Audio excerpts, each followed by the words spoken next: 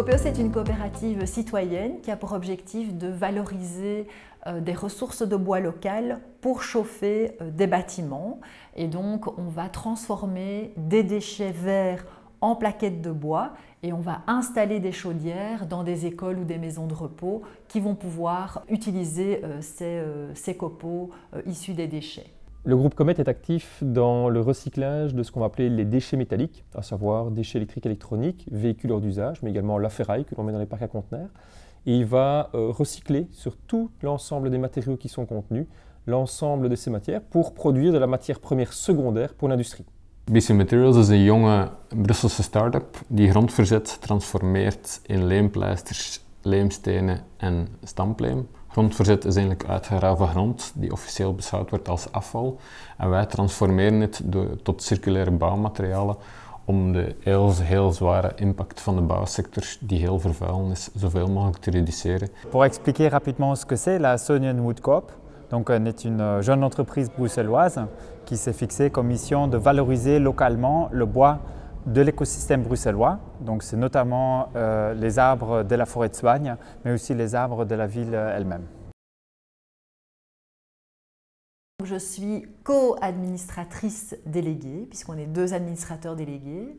Et moi, je gère toute la partie commerciale, marketing, communication et le volet sensibilisation de la coopérative. Je suis passé d'un parcours de chercheur à un parcours de responsable de projet de recherche et développement.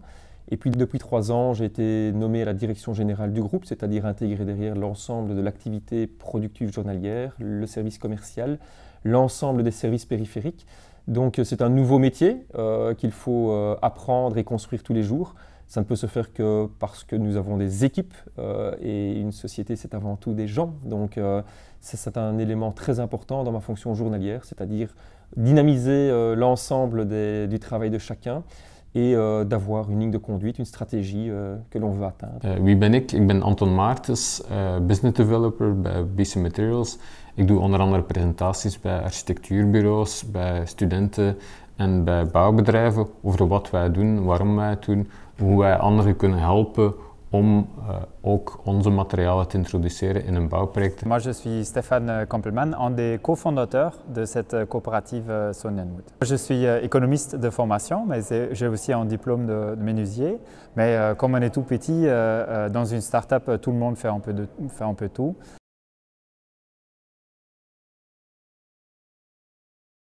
On a fondé Copeos donc, il y a 6 ans avec une trentaine de coopérateurs fondateurs. Donc c'est mon associé, donc l'autre administrateur délégué, Frédéric, qui travaille depuis toujours dans le bois énergie et qui a réalisé une étude pour une entreprise qui se retrouvait d'une part avec des tonnes de déchets verts issus de son activité d'entretien des espaces verts et d'autre part qui avait une grosse facture de mazout pour chauffer ses bâtiments.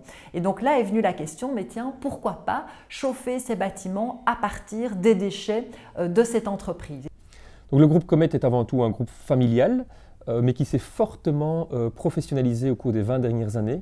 On est passé plutôt du négoce de matériaux vers la transformation, avec un grand potentiel de développement, et c'est ce qui a conduit à ce que du groupe familial, on devienne un groupe beaucoup plus technique, technologique, à fort croissance ces dernières années. Très vite, des travaux de recherche et développement se sont développés sur le recyclage de différents matériaux comme les matériaux plastiques, les matériaux minéraux, l'énergie. Ce sont des nouveaux métiers sur lesquels on a dû apprendre, développer et mettre en œuvre des processus. Et le gros pan de développement économique récent est dans cette voie-là. Et c'est ça qui a mis en œuvre des vrais travaux d'économie circulaire sur les matériaux qui étaient autres que les métaux. Het idee voor BC is eigenlijk een stuk ontstaan in Burundi, waar 4 jonge architecten eigenlijk de opdracht kregen om een bibliotheek te bouwen.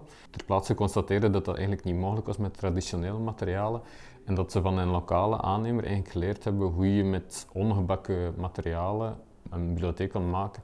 En dat was zo'n revelatie dat men dacht van ja, we moeten dat ergens in België ook kunnen toepassen. En dan geconstateerd dat er al vroeger veel ongebakken leenbouwtechnieken waren. En dat die eigenlijk een stuk vergeten waren en dat die perfect konden geïntroduceerd worden in de Belgische bouwsector. L'idée de créer cette organisation est venue par les recherches finalement que j'ai pu mener au sein de la faculté d'architecture à l'ULB, où je travaillais pour faire des recherches sur l'économie circulaire à Bruxelles. Et donc on a analysé pas mal de flux différents, notamment des flux liés à la biomasse. Et quand on a compris que ces grands volumes qui sont produits ne sont pas valorisés sur le territoire mais exportés très très loin, et en même temps, dans d'autres parties de la statistique régionale, on voyait qu'il y a environ 60 000 tonnes de bois qui sont emportées par la métropole bruxelloise chaque année. Ces constats finalement issus de la recherche ont abouti à un autre type de recherche qui était l'étude de faisabilité. Et à un moment donné, quand l'étude de faisabilité nous donnait suffisamment confiance pour se lancer, j'ai un peu changer de casquette. Donc je suis aujourd'hui moins chercheur et plus chef d'entreprise pour vraiment mener à bien cette mise en place.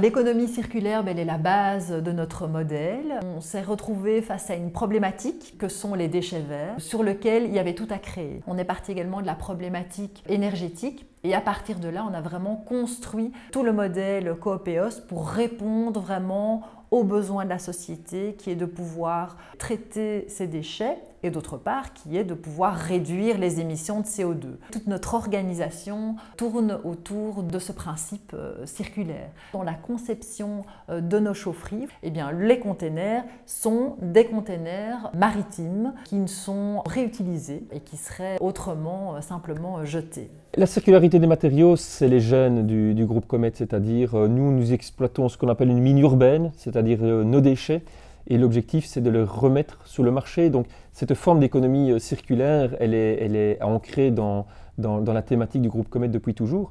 Wij zien dat de bouwsector zelf een verschrikkelijk verspillende sector is. Dus voor ons was die verspilling echt de grote motivatie om in de circulaire economie in te stappen. Maar natuurlijk ook een stuk uit de liefde voor de aarde, letterlijk en figuurlijk. Omdat aarde een heel gezond, goed materiaal is die je eindeloos kunt hergebruiken. En dat wij nu ook zien dat wij altijd eigenlijk directe lijnen hebben. Wij zitten met een lokaal materiaal die geen interrupties heeft in de logistiek, die geen onderbrekingen heeft en die dus makkelijk beschikbaar is en altijd geproduceerd kan worden, waarbij sommige producenten tegen hun klanten moeten zeggen dat ze tot 6 maanden moeten wachten om bepaald materiaal te kunnen toepassen, zullen wij bij wijze van spreken altijd binnen de week het materiaal kunnen leveren. S'inscrire dans l'économie circulaire, ça allait un peu de soi, c'est plutôt le début de la réflexion, de dire il y a une ressource locale qu'on emporte de loin, donc on a une ressource durable sur notre territoire. Pour nous, l'aspect le plus important, c'était la maîtrise de cette filière locale, donc s'inscrire dans un écosystème naturel, mais aussi un écosystème sociopolitique.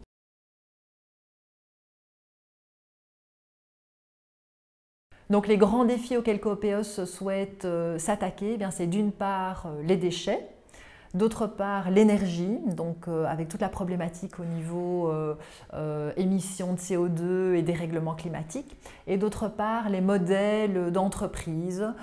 Donc pour nous, le modèle d'entreprise classique ne permet pas d'aller vers une transition de la société. On doit pouvoir aller vers des nouveaux modèles plus intégrants et plus participatifs pour vraiment répondre aux grands défis de la société. À court terme, les grands projets du groupe Comet, ce sont des nouveaux projets industriels qui viennent de la recherche et développement. On a un projet qui s'appelle Biolix, qui va consister à sortir du traitement mécanique des déchets, mais aller vers la métallurgie, l'hydrométallurgie. D'autre part, on va avoir un projet multipic qui va consister à séparer avec des robots des métaux. Donc on va rentrer dans ce qu'on va appeler les entreprises 4.0, l'intelligence artificielle. Donc c'est vraiment des métiers qui sont en rupture par rapport à notre métier de départ. Et donc là, il y a des grands challenges à intégrer ce genre de nouvelles technologies. Welke grote uitdagingen zien we voor ons? Wij zijn bezig met de opschaling van de leemstenen.